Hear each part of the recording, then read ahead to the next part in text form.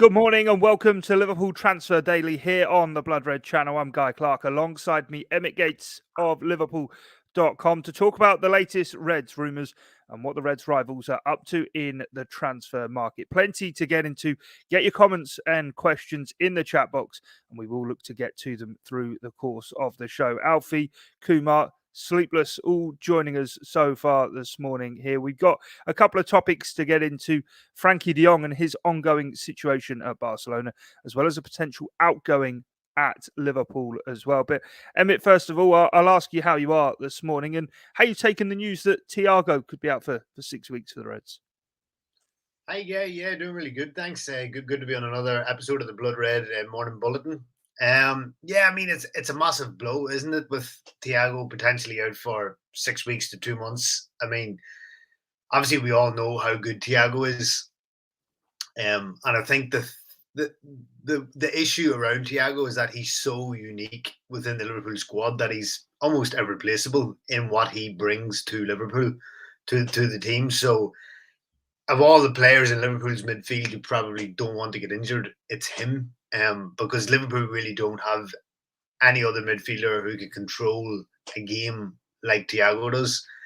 But I mean, we've been here before. You know, since he's arrived at Liverpool, Thiago has had his fair share of injury problems. And when the news kind of filtered through that he was going to be out for an extended period of time, you just think, oh, not again, because like I said, we have been here before, and keeping him fit has been an issue since he signed from Bayern, over 2 years ago. So I think, and it brings up the issue now of, do the club need to sign almost like a Thiago substitute for when this happens again? If he gets injured, they kind of need someone to come in just to step in when he is injured. So yeah, it's a massive blow. And as I said, of all the midfielders you don't want to lose, it's probably Thiago. I'd say Thiago and Fabinho are definitely the two that Liverpool really can't do without. Yeah, no, most definitely. Well, let's talk about Frenkie de Jong because he could potentially fill into that category, as you say, a Thiago replacement. He's a premium player, and it would take a premium player to be able to step up and bring what he brings to the team when he's not available. Former Liverpool defender Jose Enrique has said that Liverpool should hijack the move that Manchester United have been plotting for some time now. It must be into a 14th or even 15th week now that Man United have been trying to negotiate to bring Frenkie de Jong to Old Trafford. And I'm sure what he saw against Brighton on the opening weekend of the season may well have put him off even further. But Danny's got in touch in the chat box and says, I think we should go for de Jong. He's a good player. And also to watch Man United's fans' heads fall off would be hilarious. What's your take on it? Do you think it's something that could happen? Luca's got in touch. He says it's a great idea, but the wages would be an issue. He might be okay with less given the Barca situation.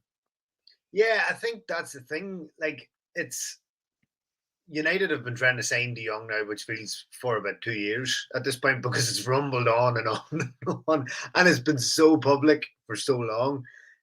But I think the issue is between de Jong and Barcelona, and obviously Barcelona have turned into the Darth Vader of club football these days. They're issuing de Jong with legal action to try and renege on his contract. So I think that even if Liverpool decided to go for de Jong, I think the unresolved issue between de Jong and Barcelona would actually stop Liverpool signing de Jong this summer, because obviously de Jong wants what is owed to him, and rightfully so. Barca aren't playing ball. So I think Liverpool would find themselves in that protracted situation that Manchester United seems to find themselves in, and the fact that the issue between the player and Barcelona isn't going to be resolved anytime soon, it seems. So Liverpool, like United, would just be waiting for that to somehow, become resolved. I mean, on the pitch, definitely de Jong is a good player, and he would probably, as you say, he's a premium player. Thiago's a premium player, so it's a like for like, substitute in a sense. But yeah, until the deadlock has been broken between de Jong and Barcelona, I don't know if Liverpool really have the time to be sitting around waiting for the issue to be resolved. And it doesn't seem like it's going to be resolved, because it seems like the de Jong and the Barcelona situation has been about wages, has been grumbling on now for weeks and weeks and weeks. And de Jong is right in that he's owed 17 million in deferred wages, and Barcelona are not going to pay him those 17 million because any money that they have, they're too busy signing other players Yeah. instead of paying the players that they do have. So, yeah, I don't know if Liverpool want to get involved in that whole murky situation with De Jong and Barcelona. But I in mean, terms no, of ability, yeah, yeah, they might not, but equally, it does scream as though the later we go towards the transfer deadline day, when La Liga registration rules come in and Barcelona have to look to try and actually register some of these players they've gone around Europe picking off through the course of the summer, that actually that opportunism element of the Liverpool recruitment team may well come to the fore.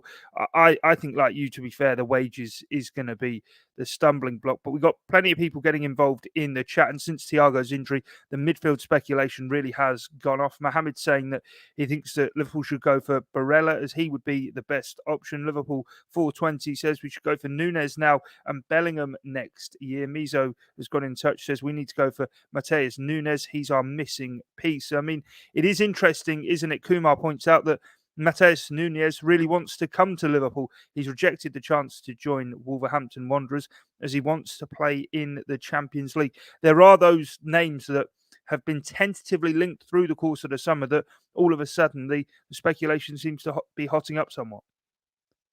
yeah, exactly. I mean, I can't confess to have seen a lot of Nunez because I don't watch a lot of Portuguese football. But yeah, I mean, the fact that he is steadfast on looking to join Liverpool and he wants to play Champions League football, it puts Liverpool in a strong bargaining position. You know, if they went to Sporting and you can keep a transfer fee down when you've got the player on side, it's always a big plus. Nicolo Barella, I mean, he's a fantastic player, but he's very different to Thiago. He can't control a game in the way Thiago does. He's more of a box-to-box dynamo. So I think Barella would be the perfect player to play alongside Thiago, almost maybe for a Jordan Henderson replacement who can go up and down and contribute goals. But he would bring different elements to the game that Thiago doesn't have. So it would be a different kind of replacement. Ideally, you'd love to see Fabinho, Thiago, and Barella play together, which would be perfect because you've the best of everything. But and saying that, I don't think Inter, even though Inter have financial issues and they have to balance the books again this summer, I think Barella is one of the few untouchables in the squad, and they'd rather sell other players like Milan Skriniar or Stefano Bastoni than sell Barella. But I mean, what a player it would be if Liverpool could get that deal done. Yeah, no, most definitely. Kyle, I'm on the same lines as you. Nunez would be confusing. Go for Barella. Yeah, that would be a lot easier for a lot of us. But I think if that were to happen, we might go down the Mateus and Darwin route in terms of differentiating between the two players. Got this comment here that says Nunez is clearly keen to come to us and highly rated. Why would we get involved with Frenkie de Jong, who's made it clear he wants to remain at Barcelona? He wants to stay there, but it does seem as though Barcelona definitely need to shift his huge wages. So we would have to wait and see exactly what would happen with that. I mean, it is a very interesting situation, and do keep across the Blood Red channel as well as Liverpool.com and across the Echo as well. We will bring you all of the news as it does develop. The other story to talk about today is Seth Vandenberg. Christopher's got in touch and says, will he be out or will he be a new Burnley player on his exit out?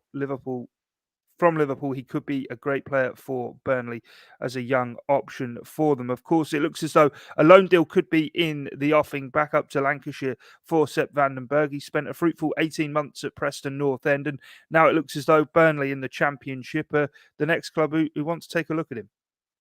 Yeah, I mean, I think it would be a good move for Vandenberg. I mean, he played. He's been a loan at Preston for about 18 months or so, and obviously it ended at the back end of last season. And I mean, he played 50 games last season, and I think another loan move would be definitely in his best interest because I mean he's not really going to get much first team action for Liverpool, this season, except maybe the early rounds of the Carabao Cup or maybe the third round of the FA Cup. So I think another loan move would definitely be in his best interests, and it would help him grow as a player.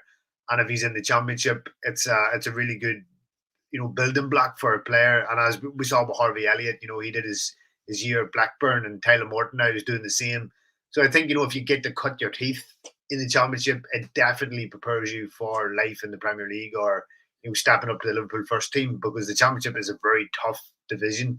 You play a lot of games, which, if you're a young player, it's what you need. So I definitely do think it would be in his best interest to have another loan spell. And if it's a Burnley who will be fighting to get back up again, then all the better for Liverpool and the player. Yeah, no, most definitely would potentially lead to something intriguing next summer. Whether he comes back to Liverpool next summer and ready to then really push on to the first team. He looked good in his pre-season outing against Crystal Palace that he sort of first came back into. And I suppose for the first time, 3 years after he signed, Liverpool fans really within that got a proper glimpse of the player Seth Vandenberg has become. But equally, if he goes to Burnley and has a successful season, and were they to return to the Premier League, there might be an opportunity there to cash in on him and make a healthy profit on the Dutchman. We'll have to wait and see how that one does play out. We're going to get to your questions now, though. And first up is Bruce, who says, "Morning. In your opinion, what's more likely to happen? A new midfield signing or a change in formation? What are you thinking, Emmett?" I mean, a switch in formation probably would be my pick, in the sense that it would save Liverpool millions of pounds in signing, a new midfielder at least this summer, and B, it would actually maximise the attacking talent now that Liverpool have. Obviously, with Elliott back to full fitness, Fabio Carvalho coming in, Darwin Nunez, and saying that, obviously with Jota out,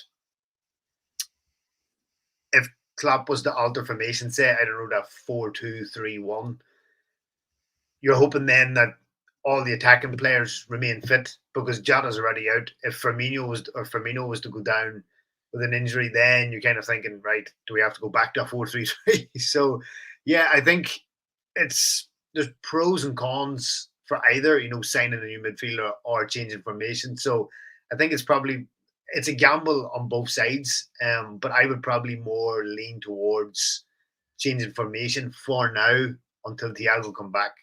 I just think to maximise the attacking players that Jurgen Klopp now has at his disposal.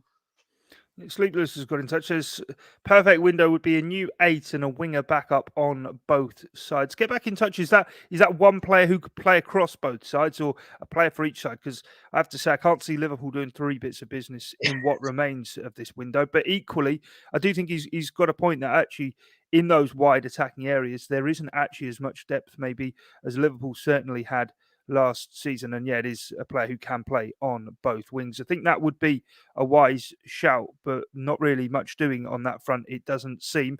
Kumar, one of the regulars here on Transfer Daily, has got in touch with a question. Says, will Liverpool offer Naby Keita a new contract? Well, we understand that the club are interested in talking, or initial preliminary talks have kind of begun with his representation, but that's kind of been the state of play for a little while, and we've not really heard much progress on that for a while. And do you think he should be given a new contract? What are your thoughts on that?